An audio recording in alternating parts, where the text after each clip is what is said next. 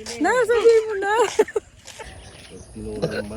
Hi mga ante, this is the part 2 ng uwi namin sa Tarlac. Overnight nga lang pala kami dito, Saturday kami nagpunta tapos kinabukasan Sunday umuwi na rin kami. So ito nga pala yung mga pinsan ko, kakapahinga nila sa kanilang pagsiswimming. Anong oras na din yan tapos nagsiswimming pa sila. Alam nyo naman pagka mga nasa ganitong galaan o resort, 'di ba? Kahit madaling araw gising pa lahat. Tapos hindi mawawala yung ganito, 'di ba? Pagka mga nagsiswimming laging gutom. Tignan nyo nga at sinaid pa, binuhos na yung kanin doon sa may bandihado, makuha lang yung mga sauce. Syempre hindi rin pwede mawala yung video okay. Alam nyo naman pagka sa resort, requirements talaga dapat may karaoke, 'di ba? Kaganda nga kasi pagka nasa resort ka, hindi ka na maghuhulog ng 5. Hindi rin mawawala yung mga sweet nating tito at tita dyan. Baka si Froilan yan.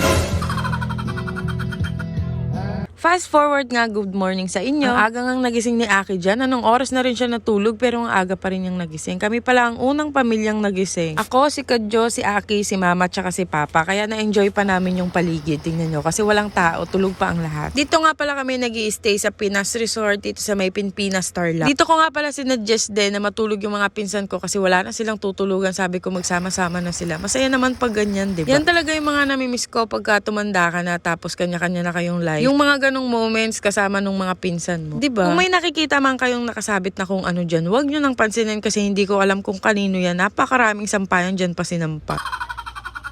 Lumabas nga kami nila mama tapos nila lola dito sa may kalsada. Ngayon lang kasi namin to ma-appreciate. Gabi na kasi kami dumating dito kaya hindi namin siya nakita. Sobrang worth it naman kasi sobrang ganda lalo na pagka Manila girl ka. Talagang hindi ka makakakita ng ganito. Bukid-bukid na nga rin pala dito tapos layo-layo na yung bahay. Medyo kaduluduluhan na nga rin pala kasi to. Naligaw-ligaw pa kami nung gabi kakahanap dito. Sarap sa mata nung puro green, diba? Nakaka-relax. Saktong-sakto rin to kay Ashiko kasi walang usok dito. Kaya fresh na fresh air talaga yung langhap niya. Nagmumuni-muni nga lang kami ng ilang minuto tapos nagkayayaan naman kami nila lola na bumili ng kape. Kasi naman yung baon nilang kape gabi pa lang meron nang umiinom. Pagka umaga tuloy na ubos ng lahat, wala nang matimpla. Kasama ko nga rin si Kadjo tapos si Aki tsaka si Ashiko. Si Ashiko naman sinuotan ko pa ng sapatos, ayaw naman magpalapag. Tingnan nyo at rinay pa ni Kadjo ibaba para maglakad pero ayaw niya talaga, nagpabuhat siya. Ay, follow nila yung page ko.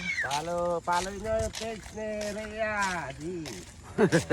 Nasabihin mo na.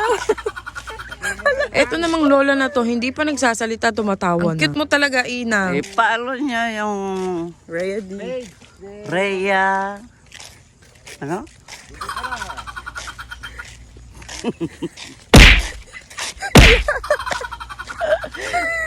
Yung lati ko, mate ko. Mag-good morning ka sa kanila ng Ilocano. Ah? Mag-good morning ka ng Ilocano. Naimbag nga bigat yo amin. Ay, amin. Naimbag nga bigat tayo amin, apo. Yung itsura ni Ashiko, feel naman niya yung buhot sa kanya, kakasura. Habang naglalakad nga kami, tinitignan namin tong bahay na to. Ang laki kasi ng lupa niya, tapos yung bahay sakto lang. Ang laki nung harapan. Tignan nyo nga si Kadjo, titig na titig pa. Guys, don't worry. Balang araw, darating din tayo dyan.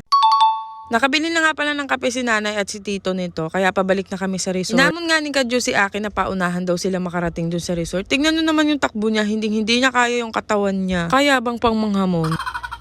Nadaanan ko nga rin pala tong mga papaya dito sa tabi ng kalsada. Ang lalago naman ng bunga, ang lalaki kaya. Manok na lang kulang, tinola na.